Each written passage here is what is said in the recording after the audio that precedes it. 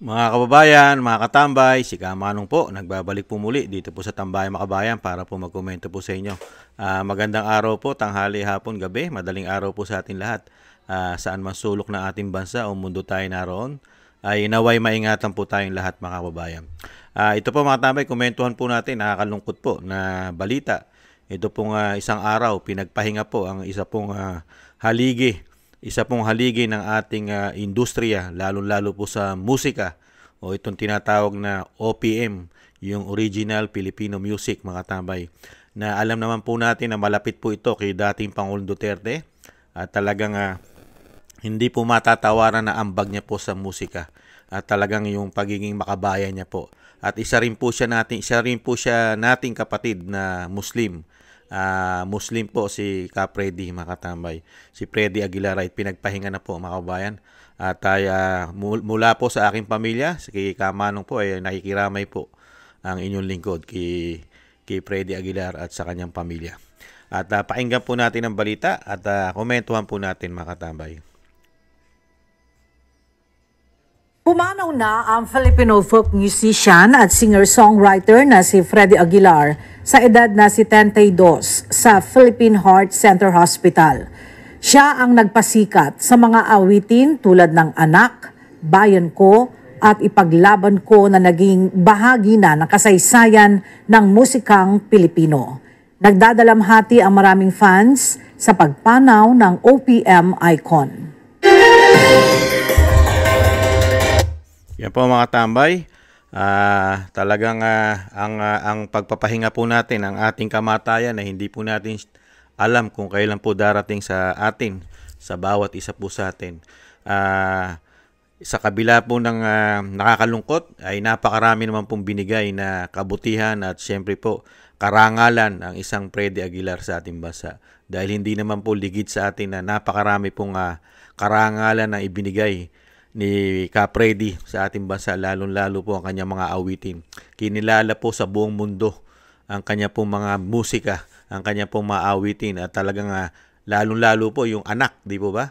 Yung kanta niyang Anak talagang halos buong mundo po ay talagang tinangkilik at ginawan po ng napakarami pang version, mga lingwahe, yung kanya pong popular na kantang Anak. At syempre po yung pagiging yung sinasabi nga po natin, napakalapit niya at talagang yung puso niya ay talagang nakita po natin yung suporta at nakita niya sa isang leader katulad po na isang Rodrigo Roa Duterte na isang makabayan, mga kabayan, ay sinuportahan po ni Freddy. At talagang ginawa niya pa po ito na makanta, di po ba? At talagang tumatak po ito sa ating maisipan at puso ang makantang iniwan niya, lalo-lalo po nung panahon po ng kampanyahan ni dating Pangulong Duterte, mga kabayan. At pakinggan po natin, mga tamay, kasi nakiisa rin po siya. Masamang-masama rin kasi ang loob ni Freddy nung kinidnap ang ating Pangulo, ang ating dating Pangulong Duterte, mga kabayan. Masama po ang loob niya nagsalita po siya rito bago po siya pagpahingahin. Meron po siyang mga saloobin dito na nasabi. At talagang ito po ay pinag-usapan po ito sa buong social media, mga tambay, itong pahiwatig at pahayag, paikipag-simpatsya ni Freddy kay dating Pangulong Duterte, mga kabayan. Pakinggan po natin ang huling,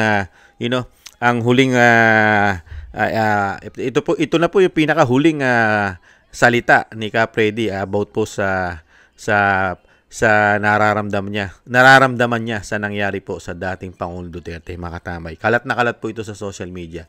Ito po, pakinggan po natin, mga kababayan. Well, ito na yung pinakamalaking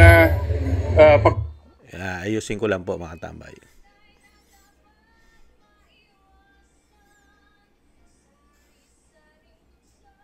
Traidor sa isang kababayan na nakita ko sa buong buhay.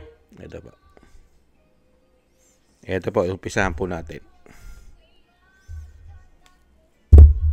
Yung pinakamalaking pagtatraidor sa isang kababayan na nakita ko sa buong buhay ko. Ako po ay 72 years old na ngayon. Lahat po halos ng naging presidente ng Pilipinas magmula kay Diosdado Macapagal hanggang kay Digo, hanggang kay Bongbong ay nasaksihan ko lahat po ang kanilang pagpapatakbo. Pero ito na po yung pinakamalaking traidor na pangyayari sa isang naging presidente. Kasi po kahit tapos na po yung termino ng isang presidente, dapat pa rin po natin igalang yung kanyang pwesto dahil naging presidente nga po siya ng bayan natin nung araw. Bukod pa doon, isa po si Presidente Duterte o si Digong kung tawagin namin sa napaka-popular na presidente na nasaksihan ko rin sa buong buhay ko. Siya na po yung pinakamahal at minahal ng mga Pilipinong naging presidente. Well, ito na yung pinakamalaking pagtatraidor sa isang kababayan na nakita ko sa buong buhay ko. Ako po ay 72 years old na ngayon. Lahat po halos ng naging presidente ng Pilipinas magmula kay Diosdado Macapagal hanggang kay Digong, hanggang kay Bongbong ay nasaksihan ko lahat po ang kanilang pagpapatakbo. Pero ito na po yung pinakamalaking traidor na pangyayari sa isang naging presidente.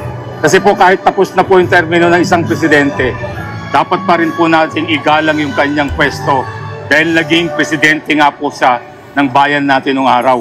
Bukod pa doon, isa po si Presidente Duterte o si Digong kung tawagin namin sa napaka-popular na presidente na nasaksihan ko rin sa buong buhay ko. Siya na po yung pinakamahal. Yan po mga tambay. Totoo po lahat ang sinabi ni Capredi. Pinaka-popular, pinakamahal at pinakamagaling na presidente po nagdaan sa ating kasaysayan, mga kababayan, ang dating Pangulong Duterte. At nakita po yan ni Capredi dahil nga po yung sinabi niya po, totoo po yun, dahil magmula po kay Diosdado Macapagal, mga kababayan, ay nasaksihan niya ang panunungkulan, mga tambay. Siyempre po kasama na po dyan ang ama ng Pangulong Marcos na si Ferdinand Marcos, mga tambay, senior. Ayan po, talagang lahat naman po tayo na dismaya sa ginawa ng dating Pangulong Duterte. Sa ginawa po ni Pangulong Marcos kay dating Pangulong Duterte. Nadismaya po tayo dyan. Talaga pong hindi po natin malubos maisip na i-traidor, maghudas sa ating bansa at mag-traidor sa isang dating Pangulong Duterte, ang isang Ferdinand Marcos Jr. Ayan, nakita rin po at nasaksihan ni Capredi bago po siya pagpahingahin. Kailan lang po yan? 72 years old at 72 years old din po siya pinagpahinga, mga kababayan. Kaya po dito po natin na talagang nalaman o sinasabing naramdaman na yung kataksilan na sinasabi ni Capredi sa isang pangulo na kanya pong nasaksihan sa buong buhay niya hanggang siya po ay pinagpahinga, na first time o kauna-unahang presidente po na taksil ng isang taksil na pangulo na nagbigay po ng isang dating Pangulong Duterte sa mga banyaga. Ipinamigay mo na parang hayop na hindi nakakuha ng due process sa ating bastas, sa ating pong bansa, na meron naman po tayong judicial na umiiral sa ating bansa, mga kabayan. Yan po. Nakakalungkot lang po, mga tambay. Alam naman po natin yung edad na 72 years old at kalakasan pa. At nakita naman po natin itong huling pahayag.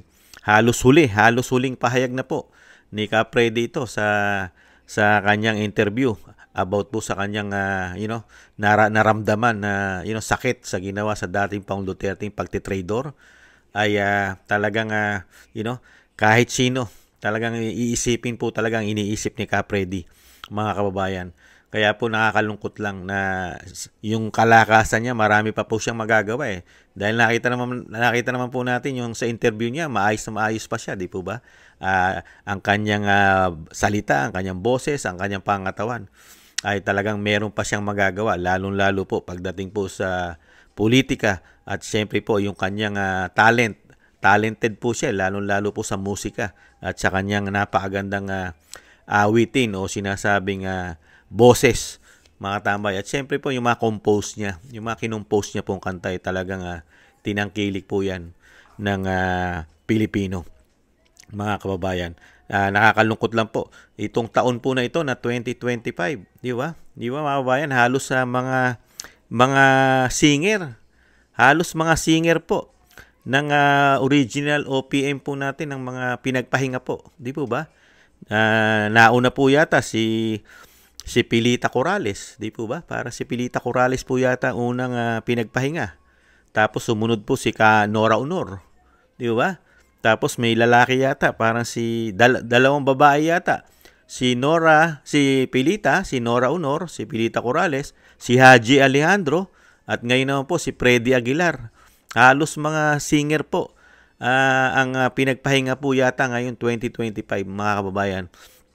Nakakalungkot lang po. Mga malalakas pa at talagang marami pang magagawa na talagang makakatulong pa sila, lalong-lalo po sa ating bansa. Lalong-lalo po ito sila Ka-Freddy, di ba? Nakakalungkot man po, talagang lahat naman po tayo mga kababayan ay patungo po sa tayo po ay mawawala sa mundong ito at pagpapahingahin. Ang napakaganda nga lang po mga kababayan kung sana po kung sana po tayo pagpahingahin ay hindi naman po tayo maging traidor at hudas sa ating bayan. Napakasarap po sa isang Pilipino na ikaw ay pagpahingahin na maganda at may kabutihan kang ginawa sa iyong bansa at sa iyong bayan. Hindi po katulad nung ikaw ay pagpahingahin o sila ay pagpahingahin, pero ang tatak po na iiwan nila sa ating bansa, sa mga Pilipino, ay isang pagiging traidor, hudas, at yung sinasabi pong may bisyo pa na pulburon at yung walang kamatayan na issue ng korupsyon nila. Yan po ang magiging legacy po nila, mga kabayan. Dito naman po, hindi naman po natin inaasahan ito. Tingnan po natin kung ang palasyo po ay sa bagay po, nailibing na po kasi si Ka-Freddy mga katambay.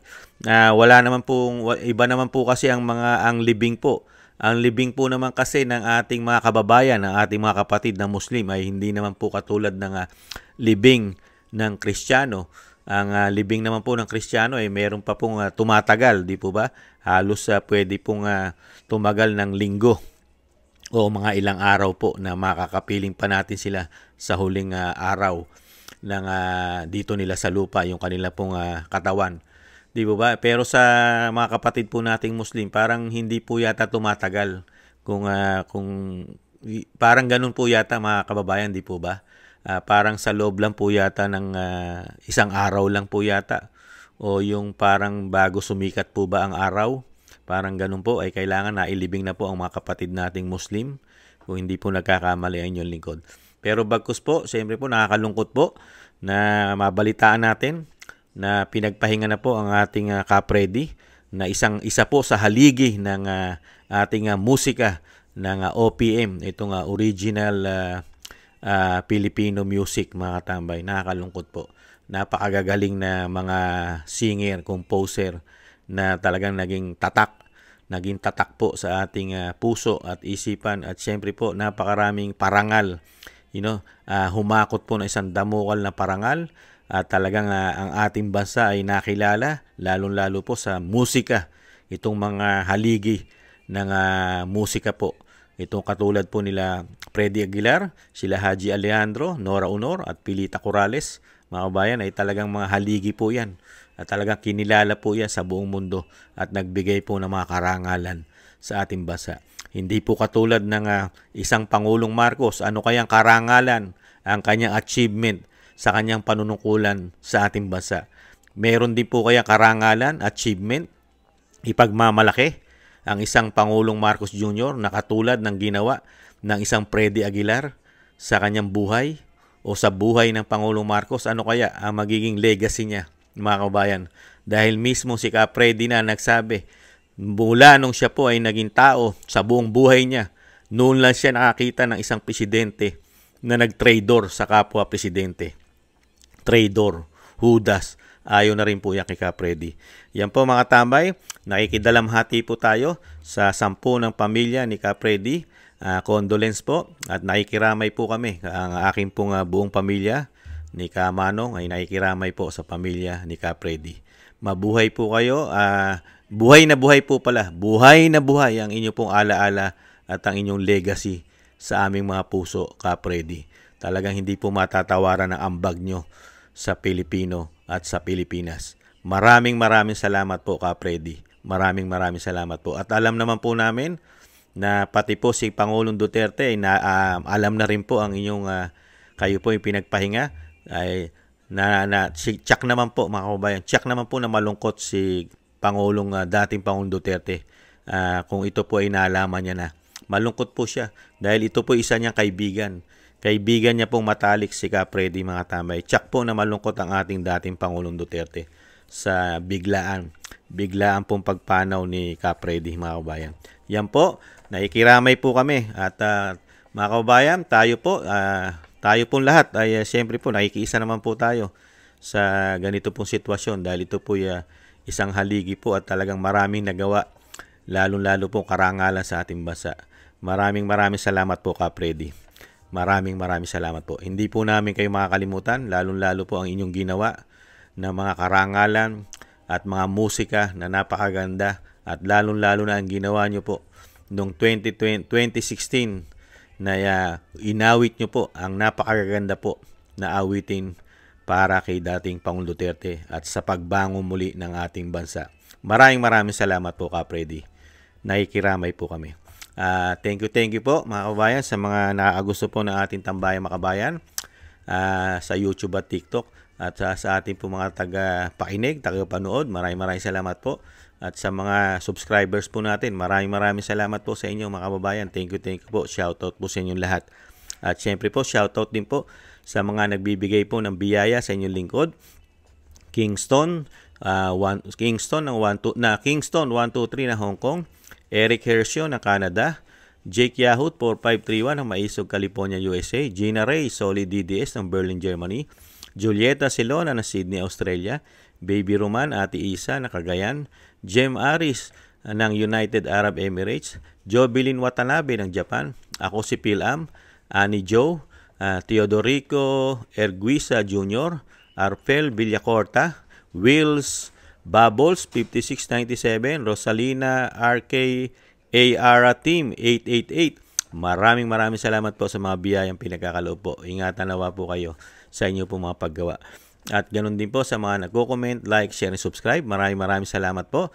At yung panalangin po mga kabayan, huwag po natin kalimutan na isama po sa ating mga dasal at panalangin na maingatan po ang pamilya Duterte, lalo-lalo po ang ating dating Pangulong Duterte na loobin po sana makauwi po sa lalong mabilis sa ating bansa, mga kababayan. At tayo rin po, doble ingat po mga kababayan. Ingat po tayo sa mga pang-araw-araw po ng ating mga buhay. Ingat po. Sa muli po mga kababayan, paalam po muna. Paalam. Bye-bye.